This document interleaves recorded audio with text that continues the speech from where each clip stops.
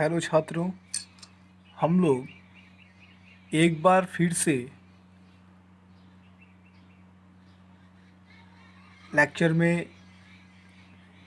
रूबरू हो रहे हैं और इसमें आज जो टॉपिक है उसमें हम लोग प्रदूषण क्या होता है, प्रदूषण की परिभाषा, प्रदूषक क्या होते हैं और प्रदूषक के साथ साथ जो हमारा वायु प्रदूषण है उसमें उसके जो उसके अ, जो उसके हमारे प्ररूप होते हैं, जैसे प्राकृतिक प्रदूषक, प्राथमिक प्रदूषक और द्वितीयक प्रदूषक यानी natural pollutants, primary pollutants and secondary pollutants. इसके साथ ही हम लोग उसके अलग अलग एयर पोल्यूशन के अलग अलग टॉपिक पे चर्चा करेंगे, उसको समझने का प्रयास करेंगे। और हम लोग इस लेक्चर को शुरू करने से पहले थोड़ा सा अपने आसपास की चीज़ों पे चर्चा करते हैं। जैसा कि हम लोग अभी देख रहे हैं कि जिस तरीके से दिन प्रतिदिन जो भी ये महामारी है कोरोना वाली, तो इसमें जैसे जैसे दिन बढ़ रहे हैं, वृद्धि हो रही है और अपने भारत में तो ये थमने का नाम नहीं ले रहा है लाख प्रयास के बावजूद। तो कहीं ना कहीं हम लोगों को और अधिक प्रयास करने की आवश्यकता है और इसमें सबको साथ और सबको अपना सहयोग देना है और कई सारी चीज़ों पे हमें ध्यान देना है, जो कि पहले हम लोगों ने चर्चा किया है। तो हम लोग आज अपना सब्जेक्ट शुरू करते हैं। जहाँ तक बात होती है कि प्रदूषण की, तो प्रदूषण जो है ये हर व्यक्ति चाहे वो कई प्रकार के प्रदूषण एक प्रदूषण प्रदूषण होते हैं, चाहे वो सॉइल पोल्यूशन हो, चाहे वो एयर पोल्यूशन हो, चाहे वो वाटर पोल्यूशन हो,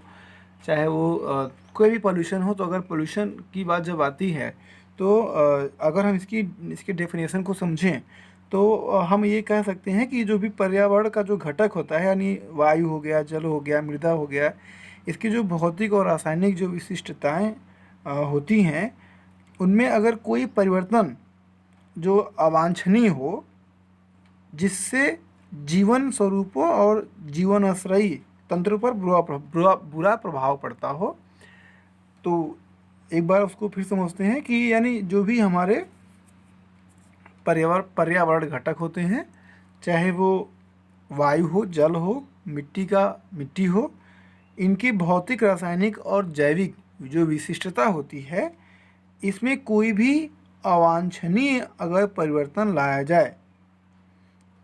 जिससे जीवन स्वरूपों तथा जीवनाश्रयी तंत्रों पर बुरा प्रभाव पड़ता हो, उसे हम लोग प्रदूषण कहते हैं। यानी हम ये कह सकते हैं कि मानव के जो क्रियाकलाप होते हैं उनके द्वारा जो पैदा होने वाला कोई भी प्रतिकूल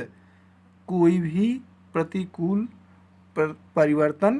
प्रदूषण कहलाता है। और जो भी पर्यावरण घटक को संदूषित करने वाला साधन है, यानी जिसके माध्यम से हम लोग ये प्रदूषण करते हैं या प्रदूषण होता है, उसे हम लोग पैल्यूटेंट्स यानी प्रदूषक कहते हैं, उसे हम लोग प्रदूषक कहते हैं। अब अगर बात की जाए तो पर्यावरण का कोई भी जो सामान्य रचक होता है, जब अपने सांद्रण की सीमाओं से इतना अधिक मात्रा में पहुंच जाता है कि उसकी उपयोगिता नष्ट हो जाए, यानी पर्यावरण की कोई भी सामान्य रचक जब अपने सांद्रण की सीमाओं से इतना अधिक मात्रा में पहुंच जाए कि उसकी उपयोगिता नष्ट हो जाए, तो वह प्रदूषक बन जाता है। प्रदूषक कोई नया पदार्थ,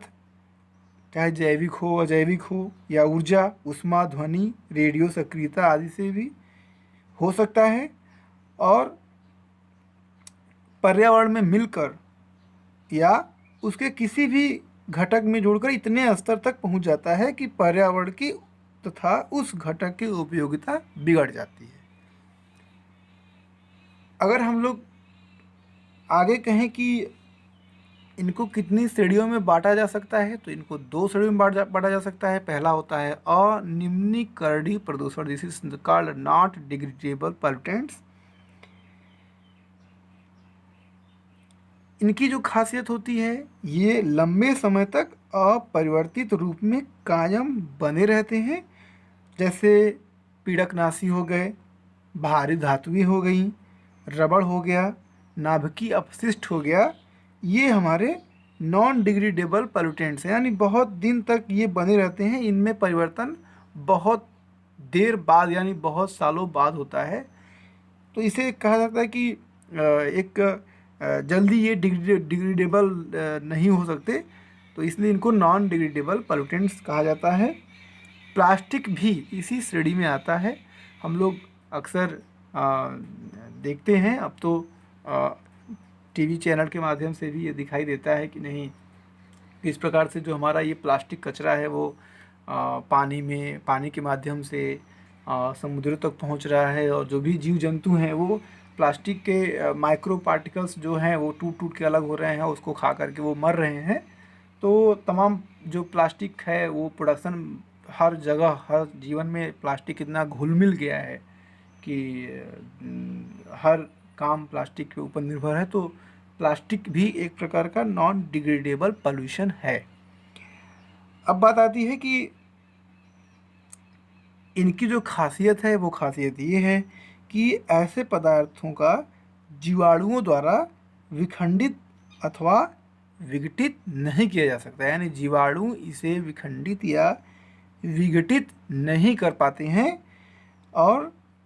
जिसके कारण ये प्रकृति में बहुत लंबे समय तक बने रहते हैं। और इनकी जो एक और उपयोगिता या कह सकते हैं कि इनकी खासियत है कि ये जो है पदार्थ चक्रों के साथ साथ खाद्य जो श्रृंखला होती है, जो फूड चेन होता है, उसमें से गुजरते हुए संचित होते होते जैव अवर्धित हो जाते हैं और खतरनाक स्तर तक पहुंच जाते हैं। ये इसकी खासियत है, जिसे हम लोग नॉन डिग्रेडेबल पॉल्यूटेंट्स कहते हैं। अब बात आती है कि जब हम लोग बात करते हैं कि हमारा जो जैव निम्नीकरण प्रदूषक यानी बायोडिग्रेडेबल, जिसे हम लोग बायोडिग्रेडेबल पॉल्यूटेंट्स कहते हैं, उसकी क्या खासियत है? तो इसका जो हमने पहले कहा कि जो अनिम्नीकरणीय प्रदूषण है यानी नॉन डिग्रेडेबल पॉल्यूटेंट्स होते हैं, उनके बिल्कुल अपोजिट हमारे बायोडिग्रेडेबल पॉल्यूटेंट्स होते हैं। शब्द से ही मालूम चल जाता है कि इनकी क्या खासियत होगी। तो ऐसे कह सकते हैं कुछ ऐसे प्रकार के जो हमारे प्रदूषक होते हैं, जैसे कागज़ हो गया, उद्यान का कचरा हो गया, घरेलू जलमल हो गया, कृषि आधारित अपशिष्ट हो गया और उर्वरक हो गया, ये जीवाणुओं की विघटन प्रक्रियाओं के द्वारा विघटित होकर सरलतम अत्यय उत्पादों में परिवर्तित हो जाते हैं, यानी ये कहीं ना कहीं डिग्रेडेबल हो जाते हैं। जीवाणुओं के माध्यम से इनका परिवर्तन हो जाता है और किसी न किसी दूसरे यानी एक बाई प्रोडक्ट में परिवर्तित हो जाते हैं। अच्छा, दूसरी चीज़ इसमें एक और जो इनकी खासियत रही है कि ये जो है ये प्रकृति की कच्ची सामग्री भी होते हैं, जिन्हें परितंत्र में पुनः उपयोग में लाया जाता है। यानी हम जिसे कह सकते हैं कि अगर ये जो हमारे बायोडिग्रेडेबल हैं ये क्या हैं, तो एक प्रकार का ये एक कह सकते हैं कि ये ऐसा मटेरियल है जिसे हम लोग फिर से उपयोग में ला सकते हैं। अच्छा, इनकी एक और खासियत है कि ये अस्थायी प्रदूषकों का जो विघटन है वो प्राकृतिक रूप में और जलमल उपचार संयंत्र जैसी अभियांत्रिकी जो हमारी प्रणालियां हैं उनके द्वारा होता रहता है। अगर ऐसी मानव निर्मित प्रणालियों द्वारा प्रकृति की विघटन क्षमता हो रही है तो बढ़ जाती है, लेकिन जो हमारे ये जैव निम्नकरणीय प्रदूषक होते हैं ये भी उस समय खतरा बन जाते हैं जब पर्यावरण में उनका निवेश विघटन क्षमता से ज़्यादा हो जाता है, यानी जहाँ अति होती है वहाँ क्षति होनी शुरू हो जाती है। यदि बहुत ज़्यादा उसका प्रोडक्शन हो रहा है बायो डिग्रेडेबल पॉल्यूटेंट्स का, और उसका जो डिग्रेडेबिलिटी है यानी जो उसका जो परिवर्तन है अगर वो उसके बराबर नहीं है, जो विघटन है अगर वो कम हो रहा है और प्रोडक्शन ज़्यादा हो रहा है, तो ये एक प्रकार का खतरा उत्पन्न कर सकता है। अब हम लोग अगर बात करें कि हमारे जो जो भी हमारे जो पर्यावरण में जो प्रदूषण होता है वो कहीं ना कहीं किसी न किसी माध्यम से आता होगा। तो कोई ना कोई उसका एक स्रोत होता होगा, सोर्स होता होगा। तो अगर हम इसकी बात करें तो उसके दो स्रोत होते हैं। पहले होते हैं पॉइंट सोर्स यानी जिसे कहते हैं निश्चित स्रोत, और दूसरे होते हैं अनिश्चित स्रोत यानी नॉन पॉइंट सोर्स। ये दो स्रोत होते हैं, सोर्स होते हैं जहाँ से पॉल्यूशन हमारे आसपास उत्पन्न होता है। अब इसको कैसे समझते हैं? हम लोग बात करें यदि निश्चित स्रोत की, तो निश्चित स्रोत में वो स्रोत होते हैं जहाँ पे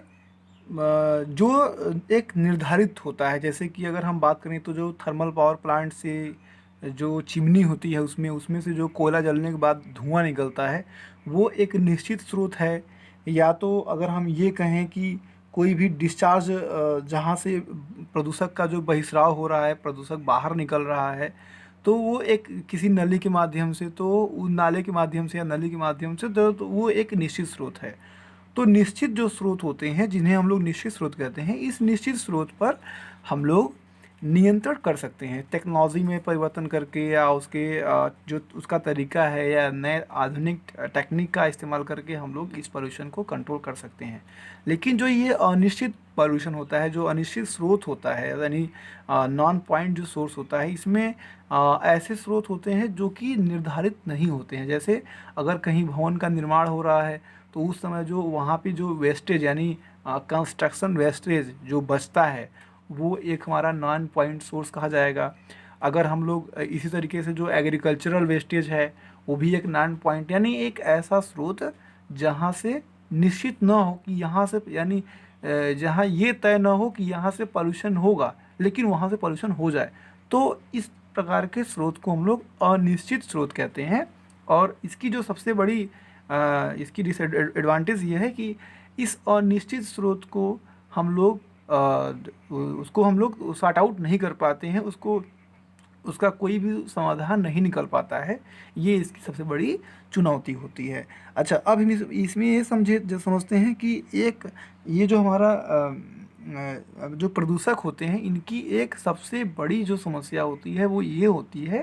कि जैसे हमारे आसपास के वातावरण में कई प्रकार के हमारे पॉल्यूटेंट्स होते हैं। तो जैसे अगर मान लें कि हमारा कोई सल्फ़र डाइऑक्साइड है, हैं सल्फ़र डाइऑक्साइड है, और वो किसी भी पार्टिकुलर यानी जो हमारे धूल कण होते हैं या छोटे छोटे जो सूक्ष्म कण होते हैं जो हवा में उड़ते रहते हैं जिसको डस्ट कहा जा सकता है, तो ये डस्ट जब ये हवा में उड़ते हैं तो अब जो सल्फ़र डाइऑक्साइड होता है या जो सल्फ़र के जो पार्टिकल होते हैं ये, और वो जो धूल कण होते हैं जो कई सारे पार्टिकल्स होते हैं, ये अगर आपस में मिल जाएं यानी सल्फ़र डाइऑक्साइड और ये जो हमारे छोटी छोटी जो कणिकाएँ होती हैं ये दोनों आपस में मिल जाए तो उसे हम लोग कहते हैं सहक्रिया प्रसंयोजी प्रभाव। उसे हम लोग कहते हैं सहक्रिया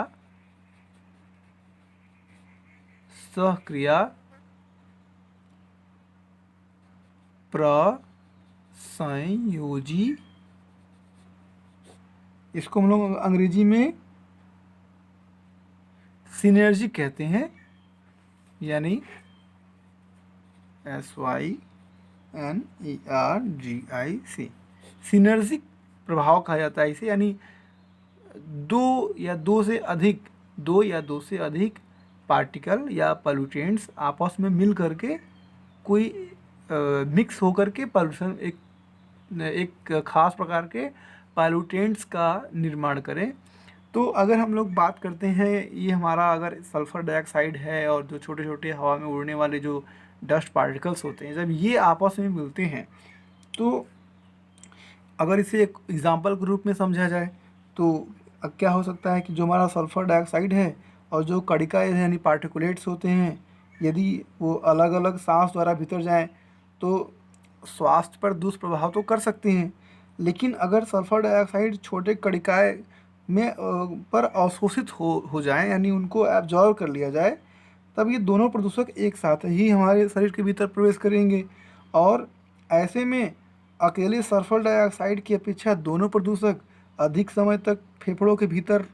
रुके रह सकते हैं या रोके जा सकते हैं। अब इनसे फेफड़ों को ज़्यादा नुकसान होता है या नुकसान हो सकता है। इसका एक दूसरा पहलू यह भी है कि शरीर के किसी पदार्थ के साथ साथ अन्य पदार्थों तथा तनावों द्वारा उद्भासित हो जाए तो वह उस पदार्थ के लिए अधिक संवेदनशील हो सकता है। यानी कोई तीसरा पदार्थ जो शरीर के अंदर उत्पन्न हो रहा है, अगर इनसे मिल जाए तो कहीं ना कहीं एक दूसरी प्रॉब्लम क्रिएट हो सकती है। तो इस प्रकार से ये एक तीसरा टाइप का जो पॉल्यूटेंट्स है, यानी जो निश्चित स्रोत है अनिश्चित स्रोत है ये तो है, लेकिन जो एक पॉल्यूटेंट्स होता है इसका जो सबसे बड़ा डिसएडवांटेज है वो यही है कि अगर ये साथ में मिल जाए तो ज़्यादा खतरनाक हो जाते हैं। अब हम लोग बात करते हैं कि जो हमारे पास एयर पोल्यूशन यानी जो वायु प्रदूषण है, हम लोग उसकी बात करते हैं। हम लोग सिलेबस के अकॉर्डिंग चल रहे हैं।